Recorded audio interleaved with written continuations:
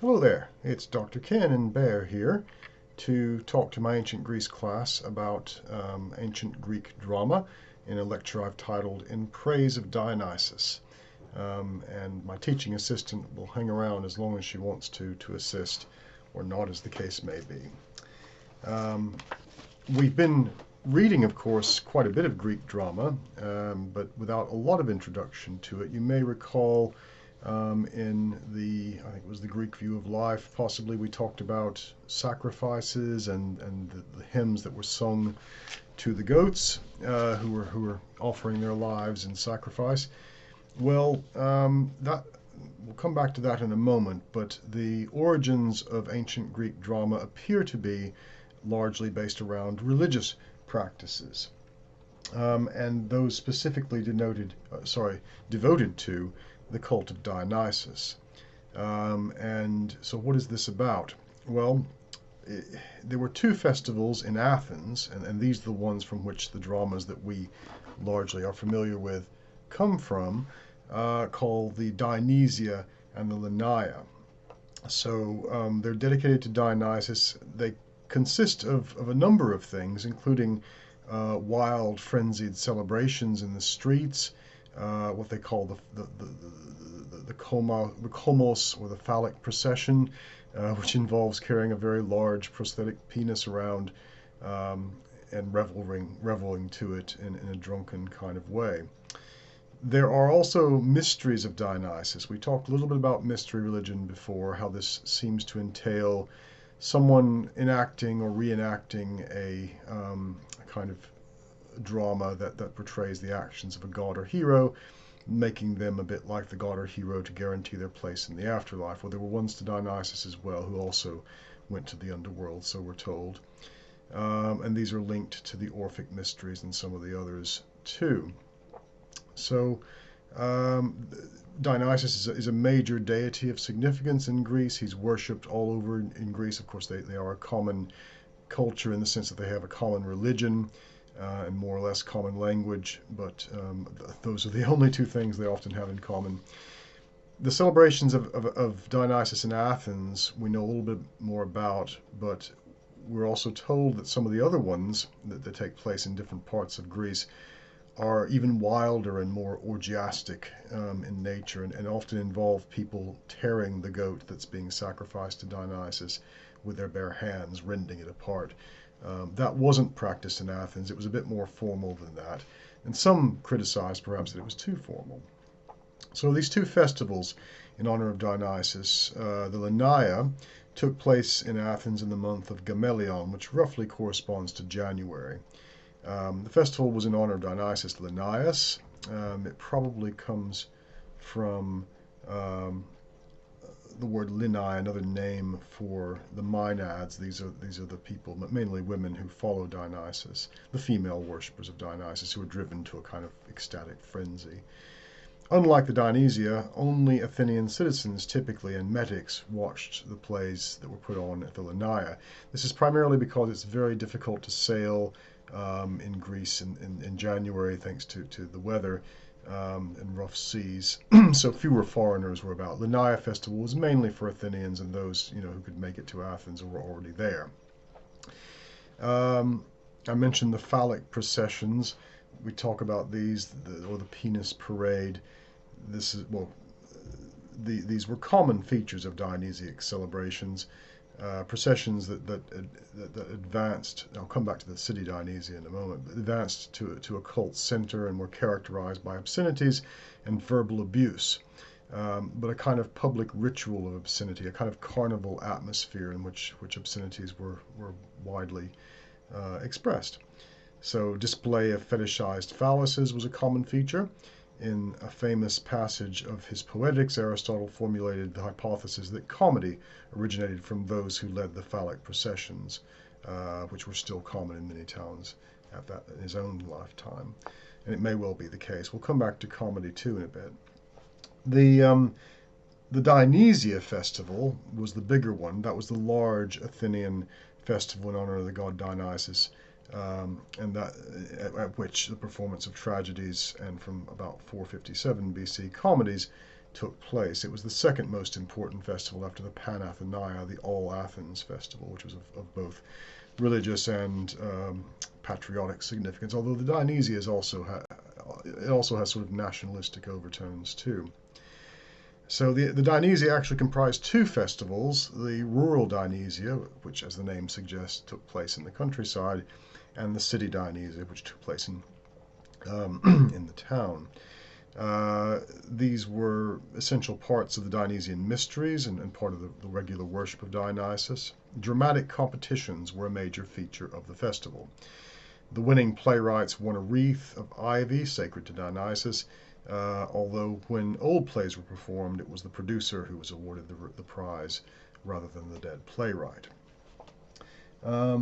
So how did one put on a play? Well, the Archon Eponymous prepared for the city Dionysia as soon as he was elected by choosing the Peradroi. These are the 10 Epimeletai to help organize the festival. So on the first day of the festival, known as the Pompe, that occurred, in which citizens, metics, and representatives from Athenian colonies and subjects marched into the theater of Dionysus on the southern slope of the Acropolis, which you'll be seeing depicted in the slide. And in this what's called the Pompe, it's kind of a parade. Carrying a wooden statue of Dionysus Eleutherus, Dionysus who sets free, who liberates, and this is called the leading of the Aesagoge, the going into. As with the rural Dionysia, they also carried phalluses made out of wood or bronze, and a cart pulled a much larger artificial phallus. Basket carriers and water and wine carriers participated in the Pompe here as in the rural Dionysia. So it's a big public celebration involving most of the people in the city, and it's evolved over time, and part of its evolution is what gives us these dramas. And again, I'll come back to a bit more detail about how they were organized in a bit, although I think I might have put something on Blackboard that describes those things in some detail. So how is the worship of Dionysus the origin of tragedy? Well, we don't know for absolutely certain, but it follows from some writings of Aristotle, and the modern scholar Walter Burkert, who's a great expert on Greek religion, has his theory that in ancient times tragedy was explained as a song for the prize of a goat, or a song at the sacrifice of a goat. It has the word, the base in Greek of it, that means goat. Tragoides literally means goat song. And the prize and the sacrifice might not necessarily be two separate things. So it was customary for someone who had won an animal prize in a contest, like a song contest, to sacrifice that animal. So what's not clear is whether the contest was, or whether the origins of drama come out of the song that was the part of the contest, or from the song of lamentation from the sacrifice, or possibly both. And we know that in a song, even after dramas were performed, song contests were still a part of the Dionysiac festival, in which tragedies were performed. So choruses sang and danced the dithyramb, it's called, the song of honor to Dionysus, and the winning poet who won was awarded a bull, an animal associated with Dionysus, and then he said would sacrifice that bull to the god. Excuse me. In the rural Dionysiac festival, he-goats that had passed their prime were sacrificed. And again, we know that in the rural Dionysia, songs were sung in lamentation to the animal. The person sacrificing it wore a mask, just like an executioner would do. The sacrificers also gave voice to their guilt, as I say in the Song of Lamentation. So these performances could have easily developed into a contest among the competitive Greeks. We know how competitive they were at pretty much everything, and it stands to reason that it would come out this way. As is evident in the stories of the biblical story of Abraham and Isaac and of Iphigenia as well, the myth of Iphigenia, suggests that the sacrificial animal is a kind of stand-in for human beings. So this is a theory again that the sacrifice of animals develops as a kind of stand-in for human beings from a time when there was human sacrifice, and that probably would have been the Bronze Age. So Aristotle says, in discussing the origins of tragedy in the Poetics, he doesn't try to explain the connection of tragedy with the goats, but it does sort of explain it, but merely suggests that tragedy arose from an improvisation involving those who led the dithyramb, so the song in honor of Dionysus, or leaders of the dithyramic chorus. He must be referring to the improvised exchanges between chorus leader and chorus, which developed into dialogue between the actor and the chorus. So, according to Aristotle, a man named Thespis, who must have been a chorus leader, a legendary figure who may have been real, we don't know, stepped out from the chorus and engaged in a kind of like a duet, not really a duet, but an exchange. A musical exchange between himself and the rest of the chorus. And Thespis gives us the word thespian, which refers to actors. There are three great tragedians we refer to. Mainly, again, this comes from Aristotle, but it also comes from the fact that we have their works surviving and can know a bit about them. They seem to have been the most popular, if not always uncontroversial, playwrights. And there's actually a fourth I'll come back to in a minute, but the three famous ones are Aeschylus, Sophocles, and Euripides. We've been reading Aeschylus and Euripides. We will be reading Euripides. We've not read Sophocles. He wrote famously the Oedipus cycle, amongst other things. So I'll go over a little bit about their background. We know some already about them, but it's worth mentioning a few things about each individual one. Aeschylus is referred to sometimes as the father of tragedy. Born around 525 BC in the city of Eleusa, which is a kind of suburb of Athens, but really a village of its own. And he's immersed in the mystic rites of that place in the worshipping of the Mother Earth goddess Demeter and the Eleusinian mysteries of Persephone. We're told that he was once sent as a child to watch grapes ripening in the countryside, and according to Aeschylus himself, when he dozed off, Dionysus appeared to him in a dream and ordered him to write tragedies. Obediently, the young Aeschylus began a tragedy that very morning and succeeded easily, we're told. When he first began writing, the theater had only just begun to evolve plays. They were little more than sort of animated oratorios of choral poetry, so kind of like simple operas. That might be a good way to compare them, and maybe not even that, just like a kind of a choral performance with a kind of plot to it, supplemented with expressive dance. The chorus danced and exchanged dialogue with a single actor who portrayed one or more characters primarily by the use of masks, which is a feature that would continue in drama.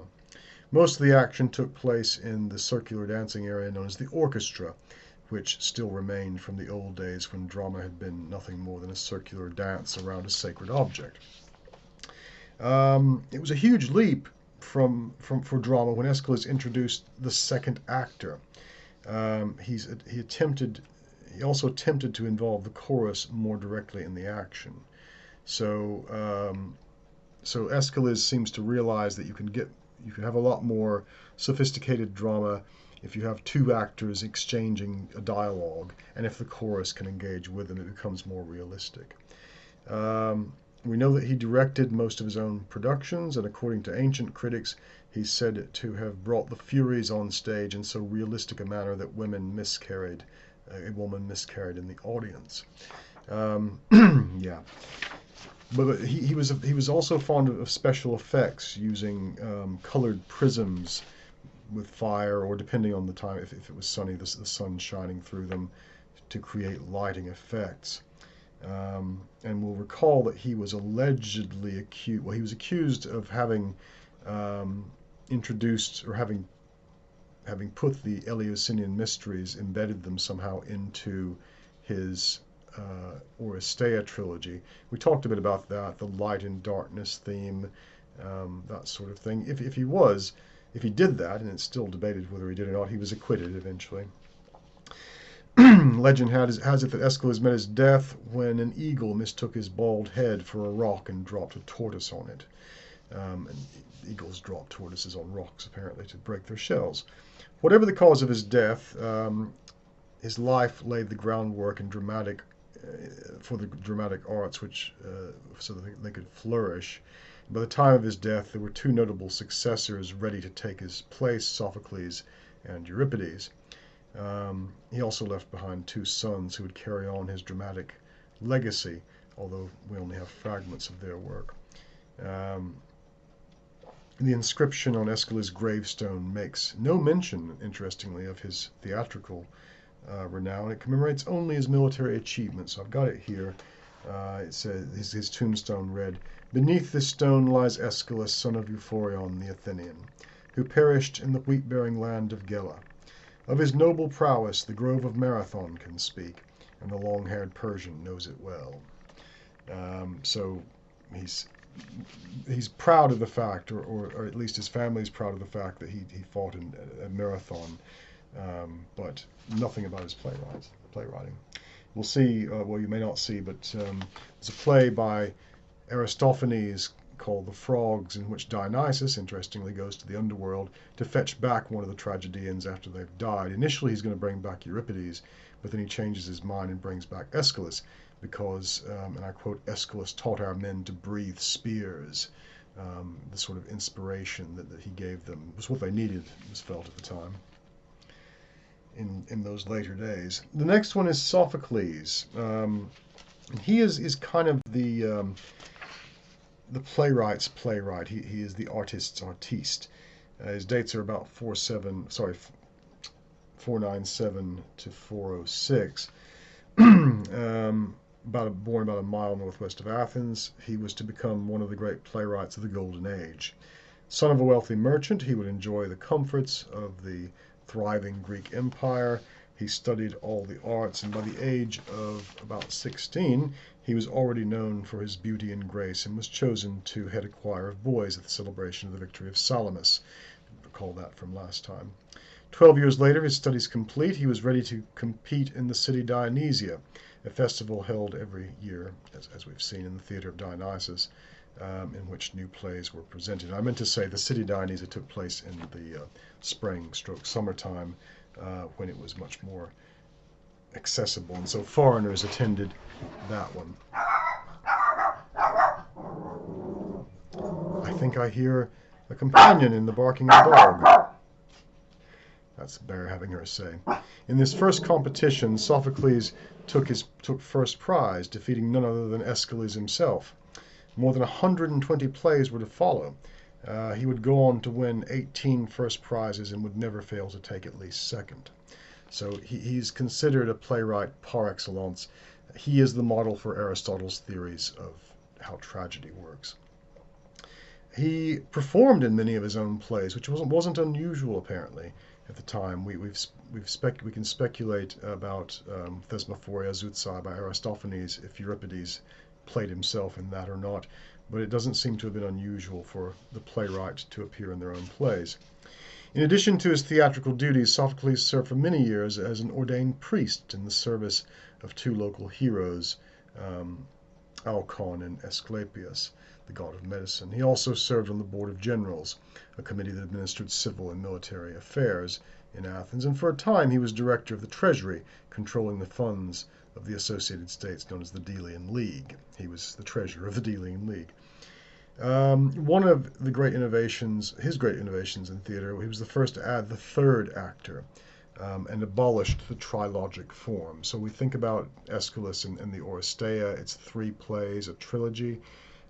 Sophocles does away with that. He will write sequels, so there are 3 plays in the Oedipus cycle, but they weren't all performed at the same Dionysian festival. So Aeschylus had used, as we know, 3 tragedies to tell a story. Sophocles chose to make each tragedy a complete entity in itself, pardon me, packing more action into that space. As a result, um, you ended up with more action in a shorter form, but it offered greater dramatic possibilities. Many authorities also credit him with the invention of scene painting, um, and again using techniques like those pioneered by Aeschylus for lighting effects. When Aeschylus treated the story of Electra, he was concerned primarily with the ethical issues of blood feud. Sophocles dismissed the ethical issues and addressed himself to the problem of character, and he was a consummate developer of characters. And the next one I want to talk about is one we will be reading in some detail. That's Euripides. Dates are about 480 to 406. Born somewhere in the vicinity of Athens, he was the son of a man named Messarchides, destined from the beginning to be a kind of misunderstood poet. He presented his first set of tragedies at the city Dionysia of 455, but didn't win his first victory until 441. In fact, he only won 5 awards, and the 5th of these was not awarded until after his death, and that was for the Bacchae, which we'll be looking at. This lack of recognition might seem a bit odd when one considers that Euripides wrote about 92 plays and was compared even during his own lifetime with the likes of Aeschylus and Sophocles. But Euripides was ignored by the judges at the great Dionysia Festival because he didn't cater to the fancies of the Athenian crowd. He didn't approve of superstition and sort of jingoistic nationalism and moral hypocrisy. In fact, he was quite critical of these things. And we don't know if he was an atheist or not. I doubt he was, but he seems to have had varying different views about the gods, though supposedly he might have had some sort of deathbed recantation. At any rate, he was what we might call, well, he was a pacifist against war, a free thinker, and a humanitarian in an age when such qualities were increasingly overshadowed by intolerance and violence. Perhaps that's why he chose to live most of his life with his books in a cave on the island of Salamis. He was exposed early on to religion, we're told, but he would stubbornly question this as an adult. As a child, he'd served as cupbearer to the guild of dancers who performed at the altar of Apollo.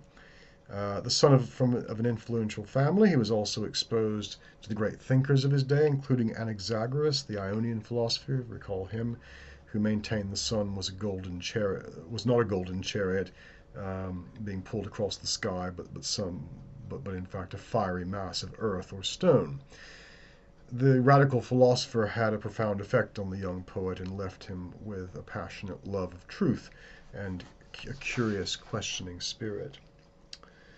Always a lover of truth, Euripides forced his characters to confront personal issues, not just questions of state or civic morality. In many ways, he is the forerunner of modern psychological dramatists. So we think of him as an early psychological dramatist, especially exploring the psychologies of women, which again most other writers simply didn't do. I mean, we can think about Clytemnestra in Aeschylus or Astea, but she's just a kind of villainess, and in that sense there is an exploration of one type of female psychology, but it's a very sort of stereotyped version. In a timeless classic, the Medea, he takes a penetrating look at the frenzied jealousy of a woman who has lost the interest of her middle-aged husband. Perhaps his finest contribution to world drama, however, was the introduction of the common man to the stage. Even his traditional nobles, such as Agamemnon and Menelaus, were anti-heroic, almost as if he wanted to show the Athenian people what their beloved military heroes were really like. So aristocracy gets a kind of, even traditional mythic aristocracy gets a kind of a bad rap, but common people are often portrayed and have significant lines, which is missing from a lot of others. Although many of Euripides' plays dealt with personal issues, he didn't shy away from social issues as well. His Trojan Women was written in response to the Athenian expedition in 416 BC, which destroyed the city of Milos, and we recall that from last time, and slaughtered its men, selling the women and children into slavery. As the play begins, Troy has fallen. Its men have been murdered, and its shrines desecrated, and its women bound and enslaved.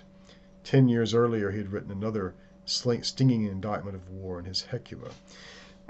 He seems to have gotten into trouble for the Trojan women and may have been accused of impiety. He was tried for impiety, in fact, and left Athens in a cloud of controversy. He seems to have been acquitted, although he left Athens at that point. Although he found temporary respite in the court of King Aeschylus in Macedonia, he couldn't escape the fates. In less than 18 months, the tragic playwright was torn to pieces by the king's hounds in a tragic hunting accident. Sophocles appears to have been the only one who died of old age, if we're to believe the story about Aeschylus as well, and was still writing plays. Sophocles was into his 90s, but poor Euripides, torn apart by the king's hounds. The Bacchae appears to have been written in Macedonia, and probably would have been first performed there, but when it was finally performed in Athens, he won posthumously first prize. I put more in the notes about him, if you're interested.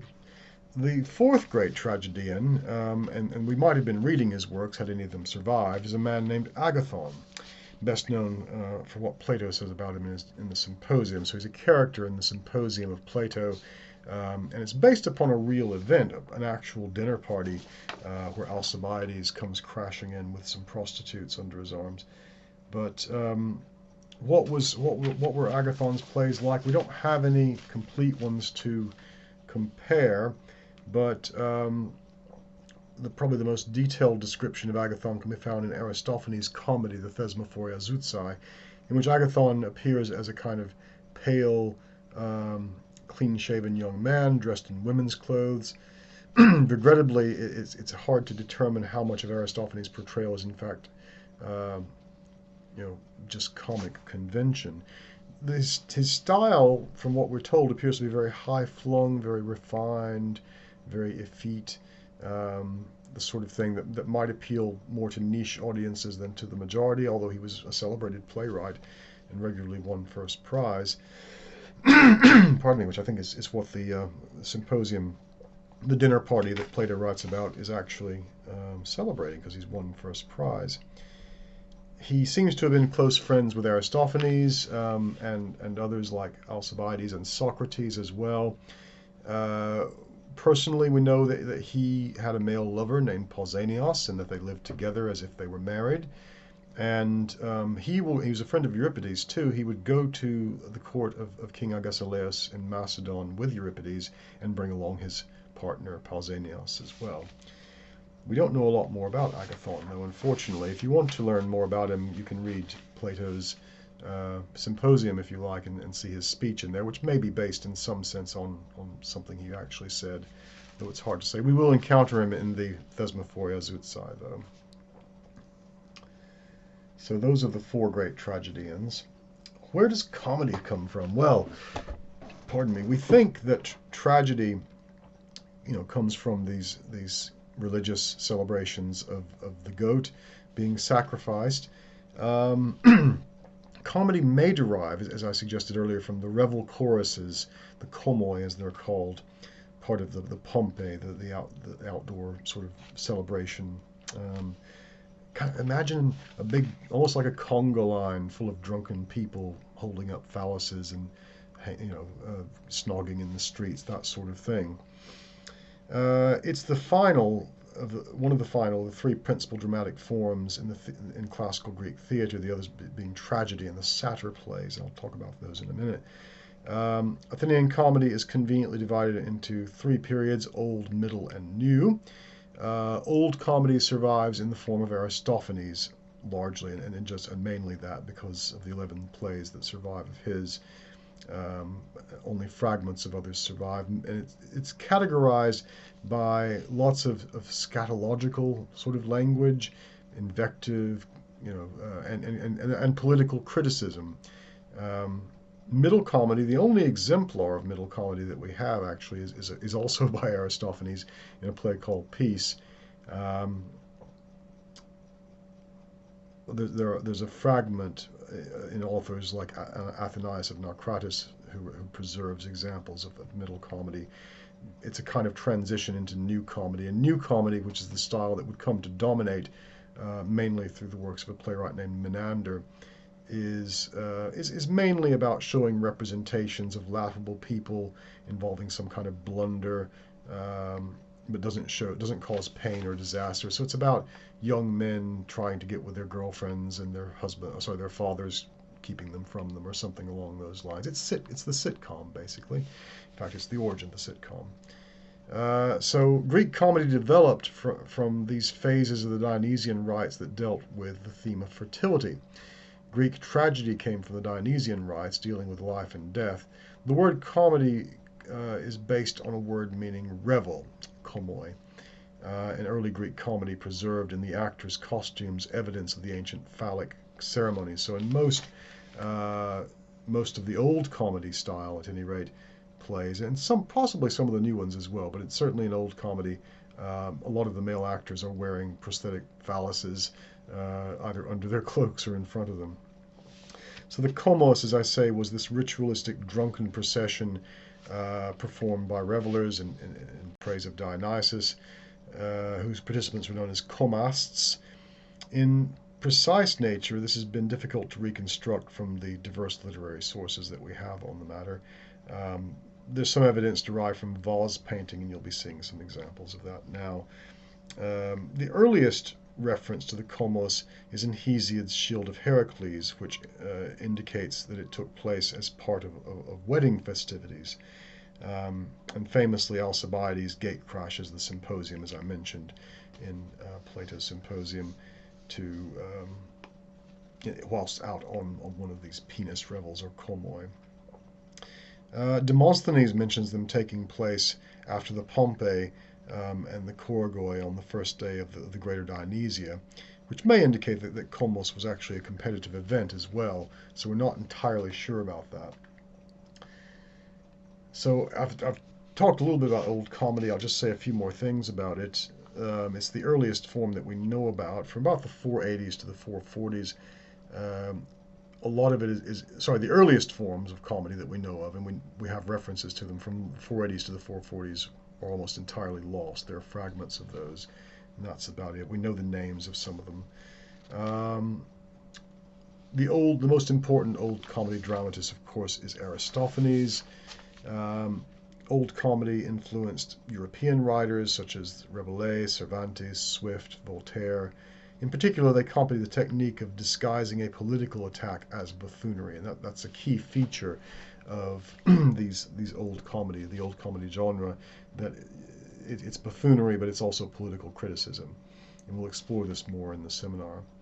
The legacy of old comedy can be seen today in political satires like Dr. Strangelove or Monty Python. What about Aristophanes himself? We know that his dates are 446 to 386. He was a prolific and much acclaimed comic playwright of Athens. 11 of his 40 plays survive. These, together with fragments of some of the other plays, provide the only real example of old comedy that we know of. But they are, as I say, used to define the genre. Also known as the father of comedy and the prince of ancient comedy, Aristophanes has been said to recreate the life of ancient Athens more convincingly than any other author, which is why we're reading him in this class. We get a sense, it is through the lens of comedy, but we get a sense of life in Athens through Aristophanes. His powers of ridicule were feared and acknowledged by influential contemporaries. Plato singled out Aristophanes' play The Clouds as slander contributing to the trial and execution of Socrates, although other satirical playwrights had also caricatured the philosopher.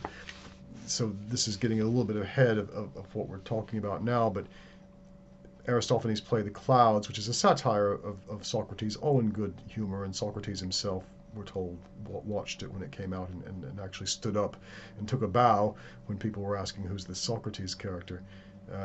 But it was later used in the more reactionary period following the Peloponnesian War to condemn him for being a sophist when he was never a sophist. But anyway, we know about Cleon, the statesman Cleon, and him being the sort of object of Aristophanes' wit. We know several plays of Aristophanes criticized in the Babylonians and Knights, and he's accused of slander, taken to court, but then carries on. There's a line from the Knights. It's the first of many plays that he actually directed himself, where he sort of steps out, breaks the fourth wall, as they say, and says, "In my opinion, the author-director of comedies has the hardest job of all."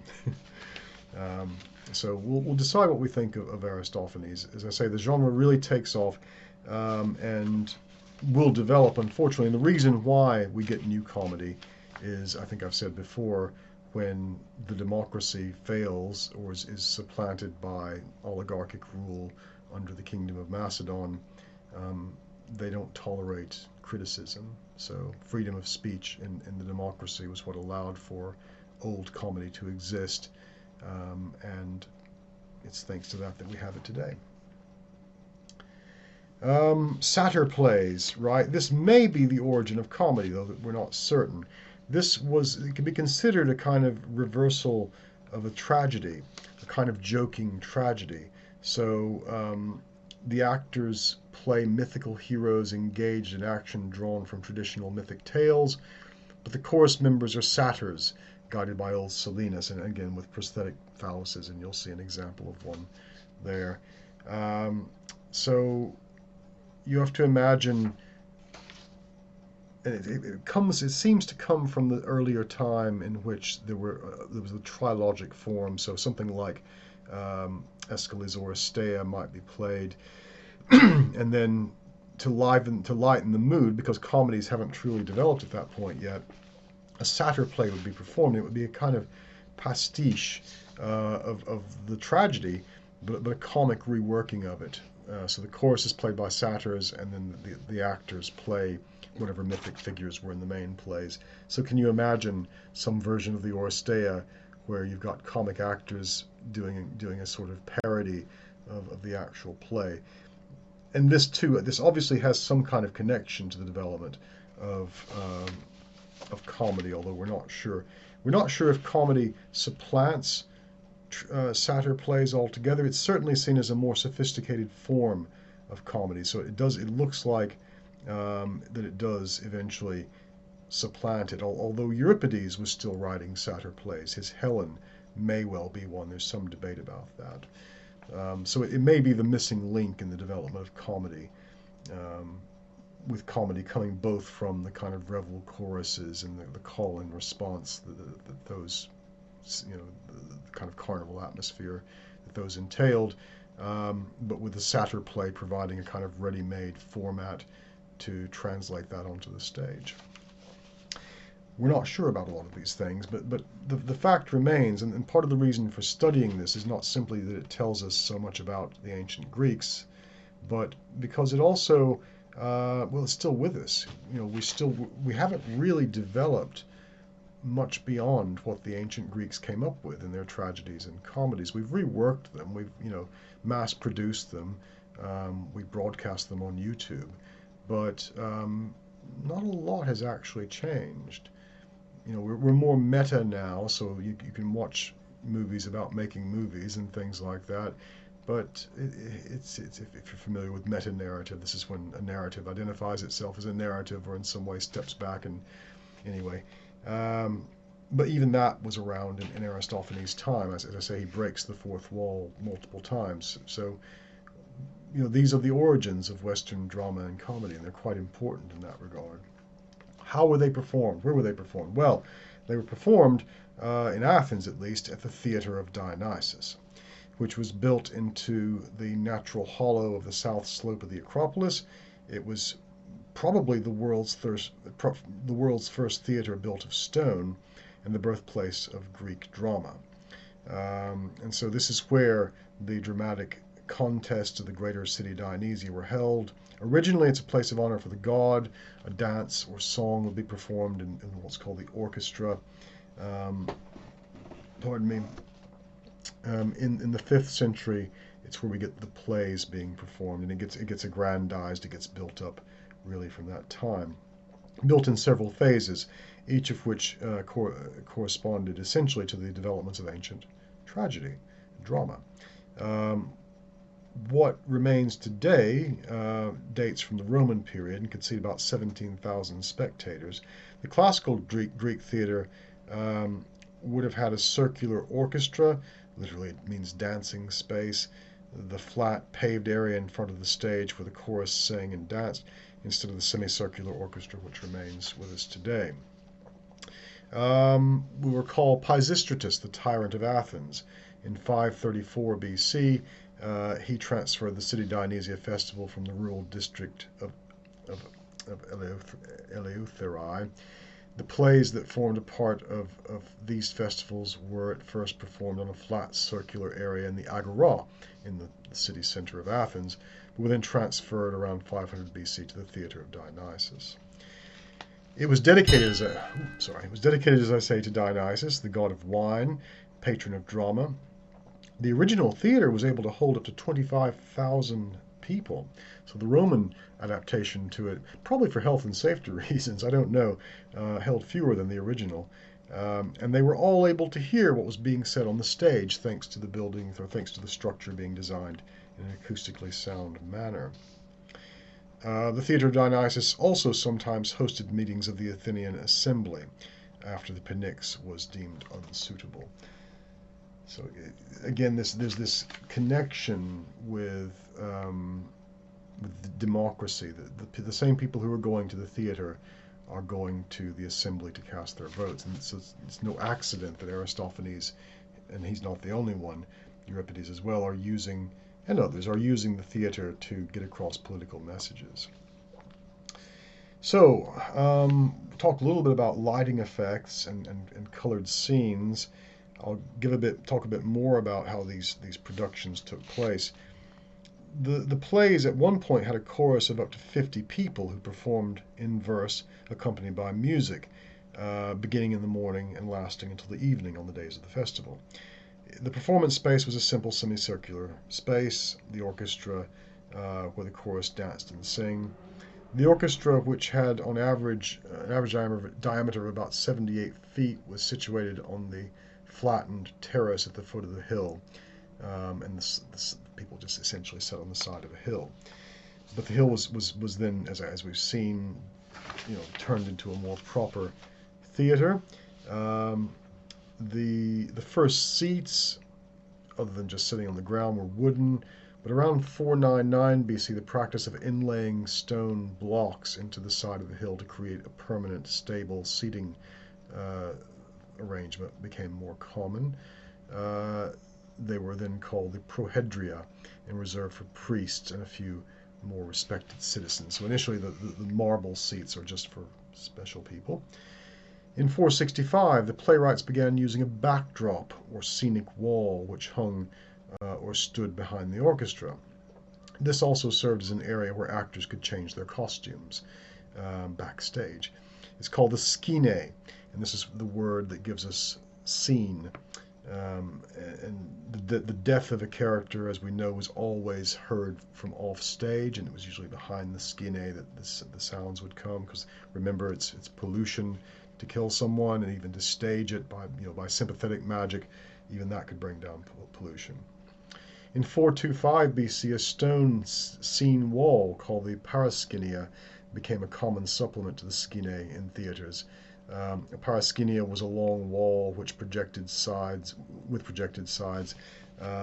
may have had doorways for entrances and exits. Just behind the Parascania was the Proscinion, which means in front of the scene, and that was columned or had, similar to a modern proscenium arch, if you're familiar with that. Greek theaters also had entrances for the actors and chorus members called paradoi. The plural of the word parados. These were tall arches that opened onto the orchestra through which performers entered or exited. In between the paradoi and the orchestra lay the aesadoi, through which the actors entered and exited. So one for the chorus, one for the actors. By the end of the 5th century, around the time of the Peloponnesian Wars, the skene, the back wall, was 2 stories high. The upper story was called the episkenion, meaning upon the scene. Some theaters also had raised speaking places in the orchestra called the logion. So it's not indoors; it's all outdoors, but it's a very increasingly sophisticated outdoor structure, taking advantage of the natural shape of a hill, but creating an audio effect, an acoustically sound effect that allowed for words spoken on the stage to be heard in the back row. There were other scenic elements commonly used in Greek theaters. One is the Mekane, a crane that gave the impression of a flying actor. And this is the origin of the Latin phrase Deus Ex Machina, which means God through the machine. So whenever a god needed to be portrayed, it would either be done by an actor using this crane, or more often than not a statue of the god. And sometimes we think like a wooden puppet that or marionette maybe is a better term, where the mouth could move and the limbs even could move. So Deus Ex Machina, this is when nothing can save the actors, the plot, they're going to terminate, except then a god comes in and saves the day. So that god would have been brought in on the crane. Another feature was the Inguklima. This is a wheeled wagon used to bring out dead characters into view of the audience. So when Agamemnon died, after he's murdered, his body would have been brought out on the Inguklima. In Thesmophoria Zoutsai, again, in a kind of parody of tragedy, which is what that play is partly about, Agathon is wheeled out on the Inguklima, still alive. Trapdoors were often used, or similar openings in the ground, to lift people onto the stage, or possibly so they could get away. The pinakes is a picture that was hung to create scenery, so on the skenion or the episkenion, a large painted mural to indicate wherever they were. Thyromata were more complex pictures built into the 2nd level of the skene, but from about the 3rd level from the ground. Phallic props were used for satyr plays, symbolizing fertility in honor of Dionysus, and women. Well, there were no female actors, but the male actors playing women would wear a kind of a fake bust called a progastria or something to that effect. I'll come to it in a moment. And also something to make their belly look a slightly different shape.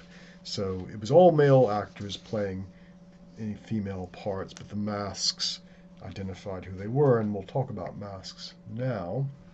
So you see some examples of tragic and comic masks.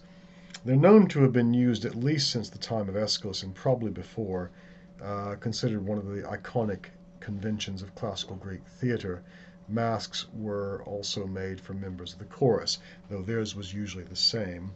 And this would help the audience to recognize an individual character and what they were thinking or what they were representing. In later times, there were only 12 members of the chorus, but as I say, they all wore the same mask. Although the choragos, the chorus leader, would probably wear a different one. See some other examples there. In a large open-air theater like that of Dionysus in Athens, the classical masks were able to bring the characters' faces closer to the audience. So if you can imagine 25,000 individuals in the theater, not all of them are close to the stage, but the masks are large and give almost a cartoonish quality to the characters, but it means they can be identified from far away. Excuse me, so we know who they are. It also allowed for the finite number of actors, and usually there would only be 3 professional actors paid for by the state at these things, to play more than one role. So they could come out, as a different character. Masks were also created for specific characters and events in a play. such as the Furies in Aeschylus, Eumenides, and Pentheus and Cadmus in Euripides, the Bacchae. The mask created a sense of unity when the mask worn by the chorus, while representing a multi-voiced persona or almost like a single organism. And I've been talking about the chorus. This is a kind of a strange phenomenon for us, although we could compare it in some ways to musical theater. And I think a lot of this probably is musical theater. We're not absolutely certain when or if they ever stopped singing and actually spoke their lines. The comedies, the dramas generally are written. All dramas are written in verse, so they're already in poetry. And we know that in Greek tradition, poetry is meant to be sung, or in a kind of sing-songy voice, to the accompaniment of music, and there's no reason to expect that wouldn't have been different for these plays. So they may be a little bit more like opera than what we think of as a play, although that's by no means certain. It may be that some lines were sung and others were spoken. We don't have stage directions from most of these plays, unfortunately, so it's hard to know. So who are the chorus?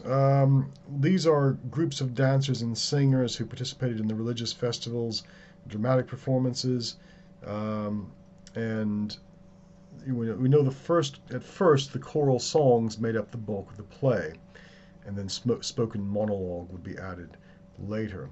So the chorus becomes a kind of, over time, a subordinate feature, offering sort of interact comments. So they're often, sometimes they engage with the actors, and we've seen this and we'll see more of it. Sometimes they just sort of come out in between scenes to transition, and they often portray the townspeople who don't always know what's going on, but sometimes reveal more than they know. And they would walk back and forth across the stage in what's called strophe and antistrophe. These are the two parts of the stanzic forms of the Greek choral ode, the other being the epode. The strophe and antistrophe were identical in meter. As the chorus sang the strophe, they moved from right to left, while singing the antistrophe, they retraced their steps exactly, moving back to the original position. So they would go back and forth across the stage and sing. The choragos, he's the leader of the chorus, and I'll talk about kritoi as well, the critics.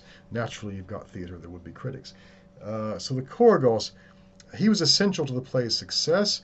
It was he who recruited and funded the chorus, and it would always be a wealthy citizen appointed to the task by the archon. He could regard his personal expenditure on the chorus as a civic duty and a public honor. Also, of course, if the play that he was in won the competition, it was major glory for him as a person. The choragos was the head of the chorus, who would enter the story as a character, able to interact with the other characters in the play. So he's the one from the chorus usually who speaks directly to the characters. As I say, this is part of the liturgia, the liturgy, the kind of tax that wealthy people were expected to pay. Another form might be to outfit a trireme, one way or build a building or something, or a road. But this was one way of doing it because it was very expensive. They're essentially paying for these plays to be put on, apart from certain elements that are paid for by the state, including the three main actors. But it was a costly affair to be the choragos, and they hoped, obviously, to win. The boule, or council, would meet and draw up a list of citizens from each of the 10 tribes who were eligible to be selected one of the 10 judges, the kritoi, who would then vote on the plays that would be staged. So a number of playwrights would have presented their plays to this board of 10 judges, kritoi. They would criticize them, judge them, and select a certain number of them. There's very little Greek literature touching upon the subject of dramatic theory, I should point out as well. So we're not sure how they made their criticisms. Most of what we know about literature, or literary theory or critical theory of literature, comes from people like Aristophanes himself in his plays, and Aristotle and Plato. So we're not sure what exactly the criteria were. It may have just been down to did they like the plays or not. So how they judge them is unclear. So, but they would judge a certain number to be put into the competition. And it's a kind of reversal. We expect the critics to be talking about the play. I'm sure there were those talking about them after, but in this case, it's about choosing who gets to perform. So, in terms of the competition itself, right? So during the classical period, the festival lasted several days, included several types of performance, all of which were also competitions for important civic honors and prizes. And most aspects of Greek society were competitive.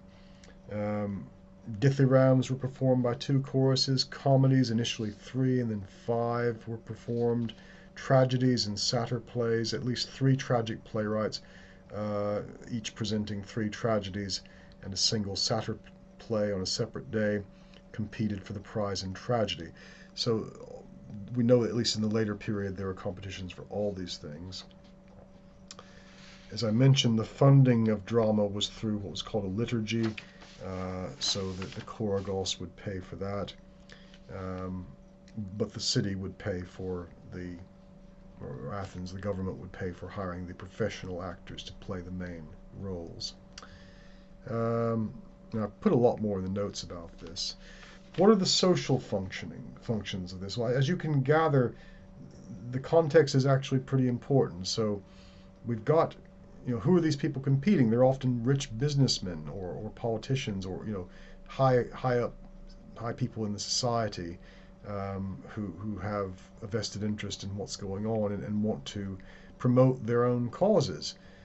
They're the ones getting to be the choragoi. And this festival itself, it's a religious festival that involves the entire city in a major performance. And that's quite crucial as well. It's not just about drama, it's about religion. And so it wasn't unusual for example, it wasn't unusual, it was normal that at the beginning of the festivals you would have priests coming on stage, onto the very stage itself, to offer the sacrifice of the goat. Generals and other politicians would come out and give speeches. There's a civic as well as dramatic dimension to this. The crucial role that the Athenian polis, the city-state itself, played in these dramatic competitions can be seen from their organization. The city of Dionysia was under the direction of the Archon Eponymous. During the summer, playwrights wishing to present plays in the following year would apply to the Archon for a chorus by offering descriptions of the kind of abstract of their projected plays. The Archon would then choose 3 through those kritoi to be allowed to compete. Each playwright would be assigned a choragos from among the wealthy citizens. Each would pay for all the expenses, the costumes, the masks, training of the chorus. Each choragos and playwright would recruit a chorus of young Athenian citizens. Originally, at one point there were 50, but 12 and then 15 tends to be the normal amount in later years. Chorusmen were not professionals and required rigorous training to learn the songs and dances for the 4 plays they would perform. Besides writing the plays, the playwright composed the music as well, choreographed the choral dances, and frequently served as a chief trainer for the chorus, and may well have starred in some of them. The Archon would then hire the principal actor, the protagonist he's called, as well as a second and third actor. These were professionals, paid for by the state, as I've said. In the later 5th century, the actors also competed for state prizes. Shortly before the city of Dionysia began, the Archon held the proagon, which served as a sort of advertisement for the plays to be performed. Each tragedian appeared with his chorus actors, his choragos, his actors and chorus, and presented the titles and a brief plot of summaries of the 4 plays that we presented at the festival in a kind of public gathering. It's almost like a commercial for the play or a trailer. The judging of the dramatic competitions was very much in keeping with the general methods of Athenian democratic government. Any citizen should be able to participate, not just the specialists. And the principles of the lottery and random selection played a significant part. This is letting the gods have their say. And earned from each of the 12, so this is judging the the plays after they perform. An urn from each of the 10 tribes contained the names of citizens eligible to serve as judges. To prevent bribery, the name was drawn from each urn. At the start of the festival, each of the 10 judges wrote down 3 names on a tablet in the order of his selection, and the 10 tablets were placed in a container. On the last day of the festival, 5 of the tablets were randomly chosen, and these determined the winner. It's a strange way to go about doing things, but that's how it worked. As I say, it was a big deal. The Korogos, for example, whose play won, if he ran a business, he could be assured of getting a lot more business that year. It certainly promoted the family name, the honor, the kleos, the glory that went along with these things. And for the ancient Greeks, glory is a commodity. It's something you want to possess. It's kind of like prayer in the Middle Ages, which was also a commodity. But it's like that. What about women in drama, right? Well, obviously there are no female actors, but there are a lot of female characters. We've seen some already, and as I mentioned, it's called the Prostinator. This is the wooden fake breast that the women wore, as well as the progastrata, which was in front of the belly to make them look more like women, I suppose. Women in drama tend to be one of 3 types, and sometimes all 3 in the case of Medea.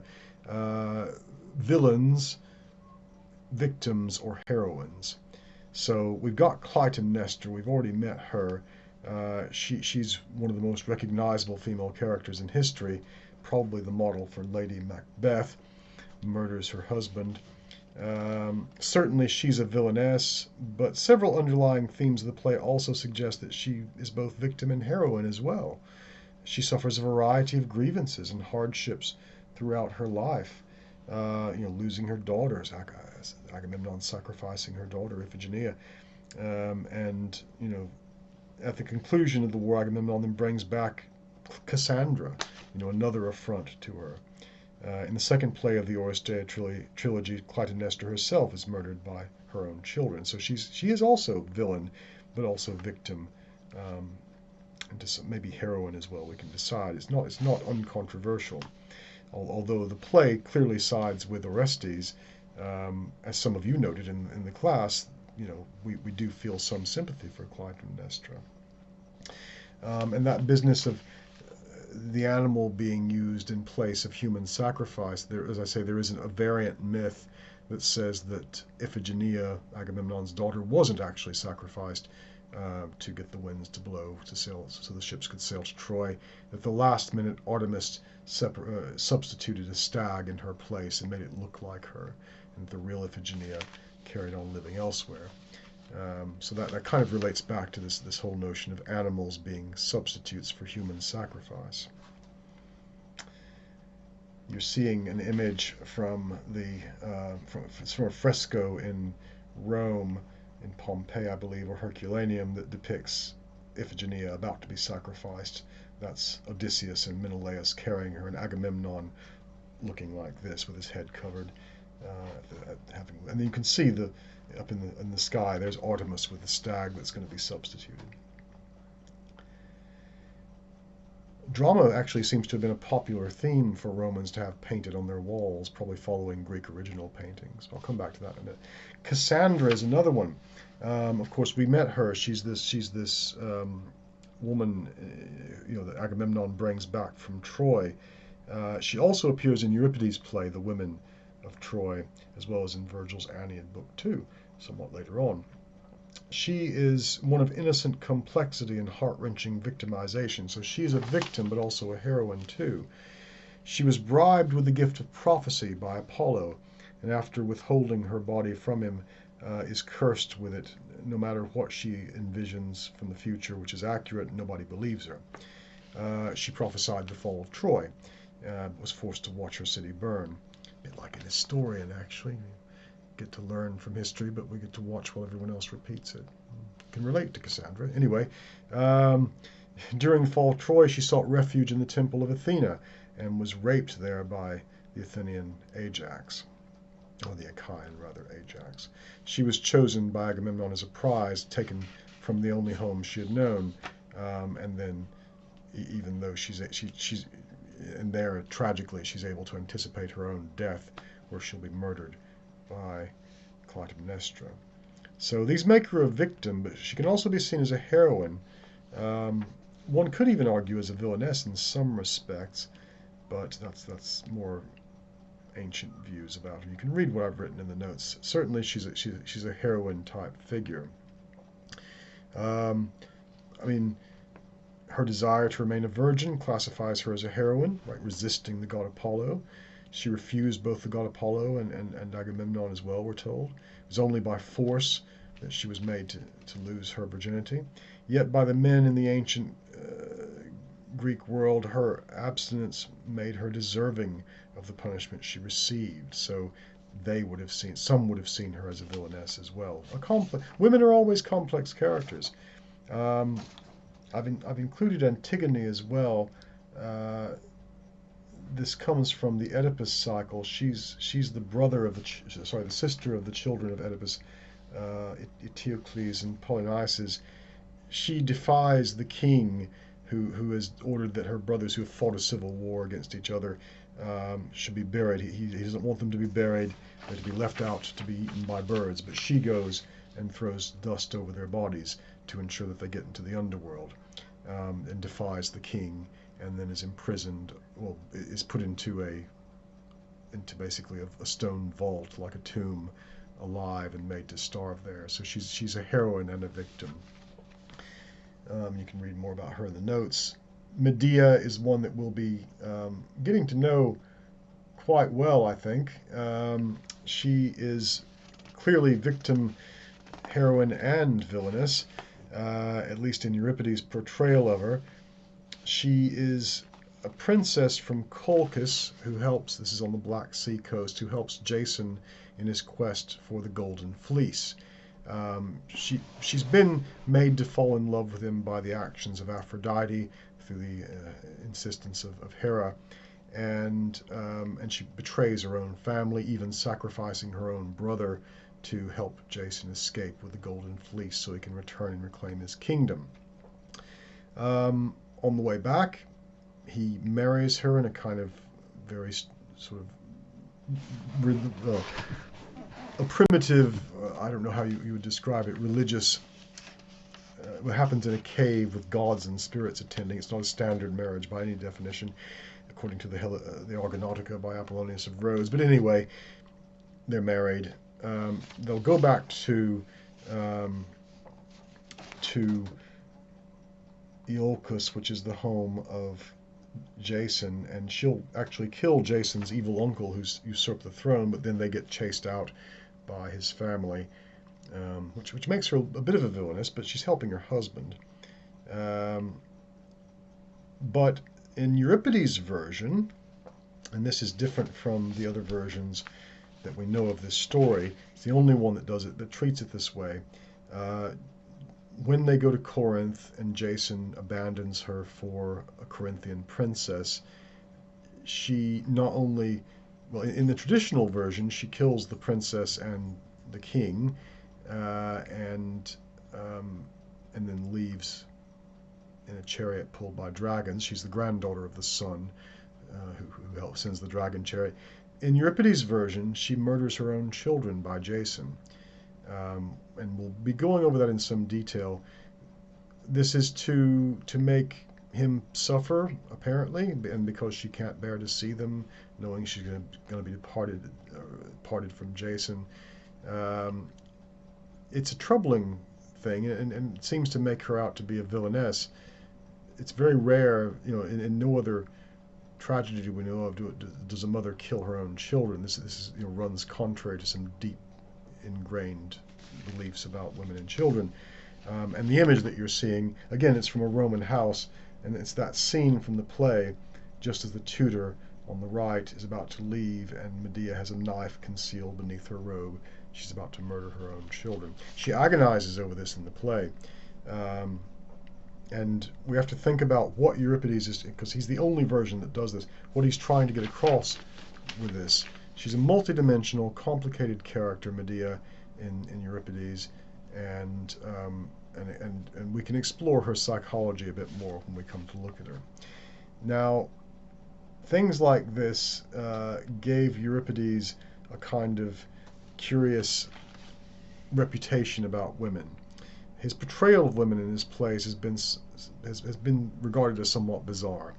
His female characters kill out of revenge, out of jealousy, or because a god possesses them. In the case of the Bacchae, which we'll look at too, the women in Medea and the Bacchae are not your typical heroines, but serve to show the same theme of female liberation as the women in some of his other plays do. So he seems to have got a reputation with his contemporaries for being a misogynist, for portraying women in a negative light, although in more modern times he's actually been considered something of a proto-feminist. Though time, as I say, has cast his work in a more feminist light. According to Athenius, a later Greek source, when someone remarked to Sophocles that Euripides was a woman-hater, Sophocles answered, yes, in his tragedies, but certainly when he is in bed, he is a lover of women. So he was a troubled playwright, Euripides. You can imagine him, if he were in the modern world, sort of brooding over a cup of coffee in a coffee shop, dressed all in black, typing madly into his laptop. But he gives us some interesting psychological views to think about, and out of step with the attitudes. But it's a nice contrast. It's a good way to contrast contemporary attitudes with those that Euripides has, which are more not in keeping with what most people thought. We'll leave it there for now and discuss some of these issues more in class. Thank you very much for your attention.